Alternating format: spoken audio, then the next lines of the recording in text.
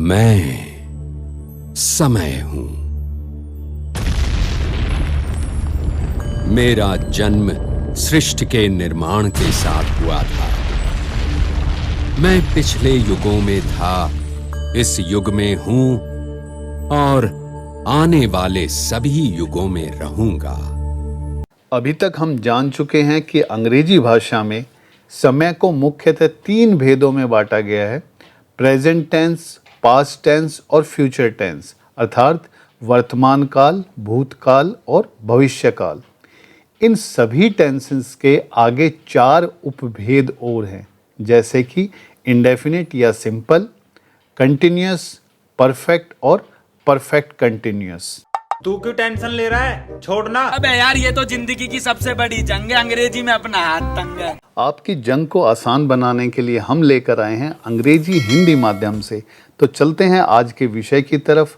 बस आप हमारे साथ बने रहिए और अभ्यास करते रहिए। आज हम बात करेंगे प्रेजेंट इंडेफिनिट टेंस की, जिसे सिंपल प्रेजेंट टेंस भी कहा जाता है।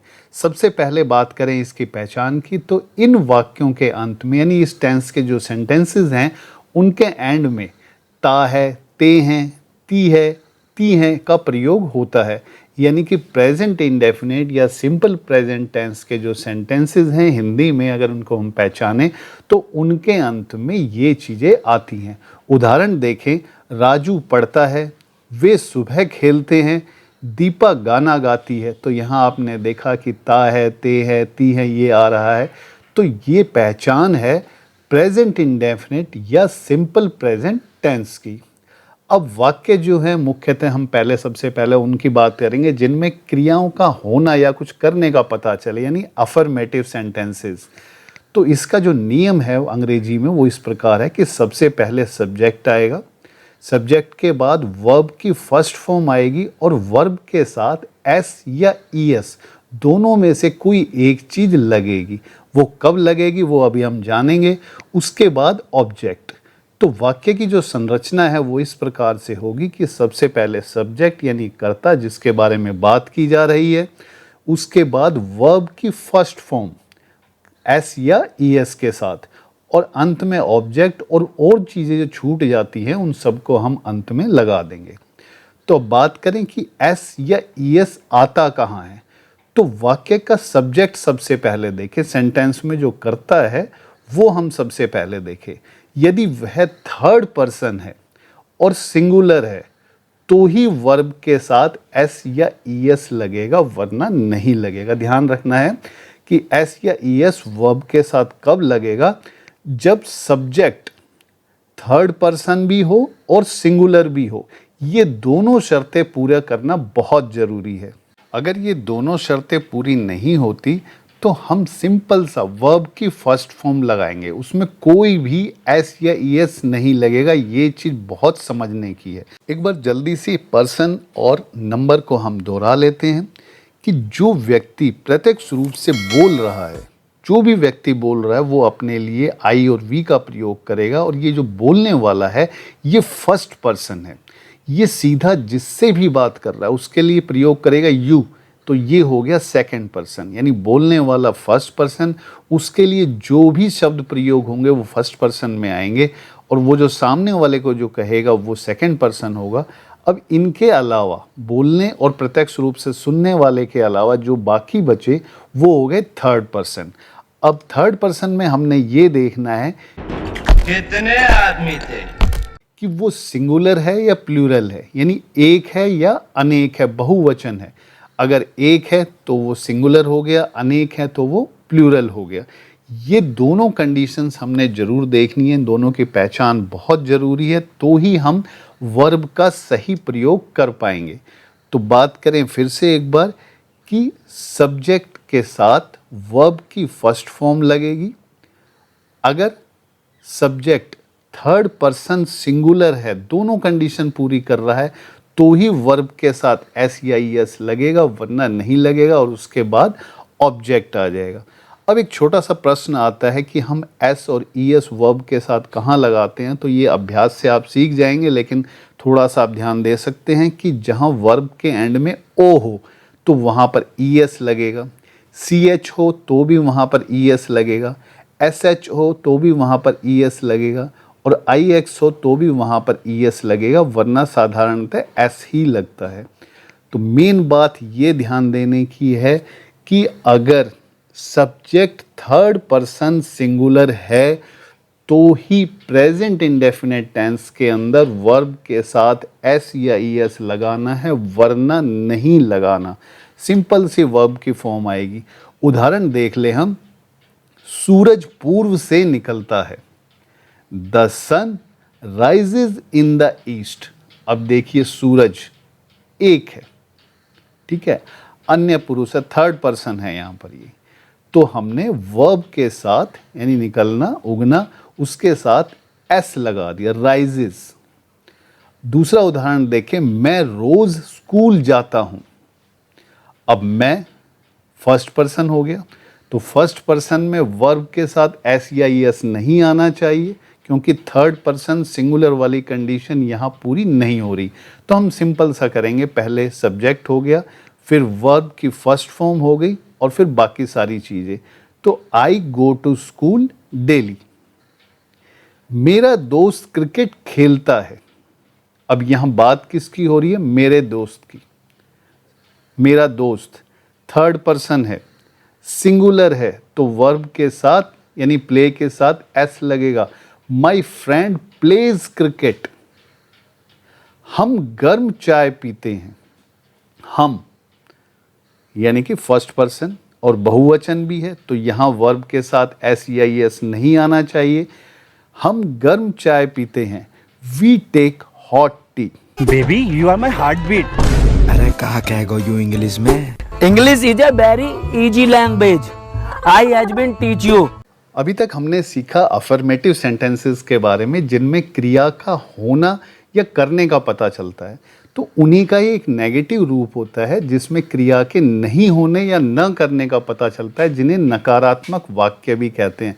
तो इनके वाक्यों के अंदर नहीं का प्रयोग होता है, बाकी वही पहचान रहेगी, क्योंकि ये सारे के सारे प्रेजेंट इंडेफिनिट टेंस के सेंटेंसेस हैं, सिर्फ वाक्य का रूप ही बदला है, इसमें सिर्फ नहीं जोड़ा गया है। जैसे राजू नहीं पढ़ता है, अगर ये वाक्य हो राजू पढ़ता है तो वह अफर्मेटिव हो गया, और राजू नहीं पढ़ता है तो वह नेगेटिव सेंटेंसेस यानी नकारात्मक वाक्य बन गया। वे सुबह नहीं खेलते हैं। दीपा गाना नहीं गाती है। अब इसका अपना थोड़ा सा नियम का परिवर्तन यहाँ पर हो जाएगा कि सब्जेक्ट आएगा सबसे पहले, उसके बाद डू या डज आएगा, उसके बाद नॉट आएगा, क्योंकि नहीं वाला है तो उसके लिए नॉट है, और वर्ब की फर्स्ट फॉर्म, और अंत में ऑब्जेक्ट और बाकी चीज़ें।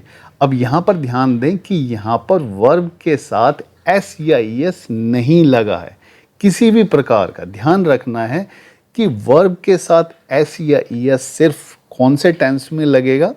प्रेजेंट इंडेफिनेट में, वो भी सिंपल सेंटेंसेस के अंदर, जो अफर्मेटिव जिसमें कुछ करने का बताया गया हो उनके अंदर आएगा। और वहाँ पर भी जब आएगा जब सब्जेक्ट थर्ड पर्सन सिंगुलर हो। इसके अलावा पूरे टेंसेस के अंदर कहीं पर भी वर्ब के साथ एस या एस नहीं लगता।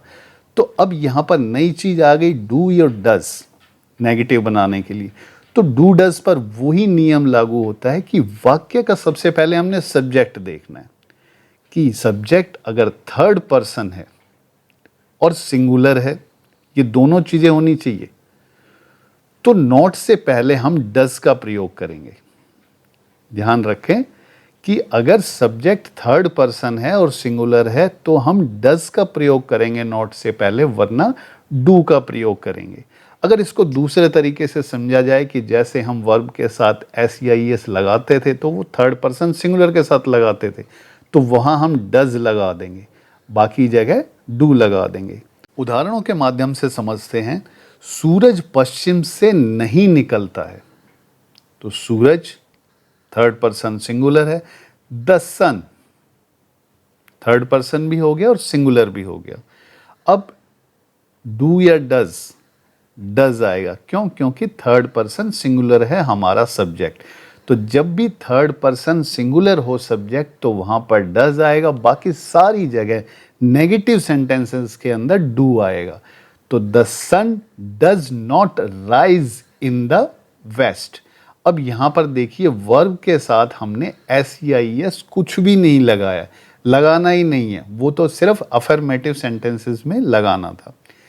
मैं रोज स्कूल नहीं जाता हूँ। अब मैं, ये थर्ड पर्सन सिंगुलर नहीं है, ये तो फर्स्ट पर्सन है, तो यहाँ पर I do not go to school daily. मेरा दोस्त क्रिकेट नहीं खेलता है। अब मेरा दोस्त, बात किसकी हो रही है? मेरी नहीं हो रही, दोस्त की हो रही है। मेरा दोस्त थर्ड पर्सन सिंगुलर है, तो my friend does not play cricket.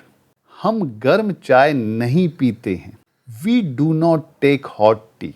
We यहाँ पर हमारे लिए आ गया, यानी कि फर्स्ट पर्सन है, लेकिन ये प्लूरल भी है, तो थर्ड पर्सन सिंगुलर वाली कंडीशन यहाँ पर अप्लाई नहीं हो रही है, इसलिए यहाँ पर डू नॉट आ गया।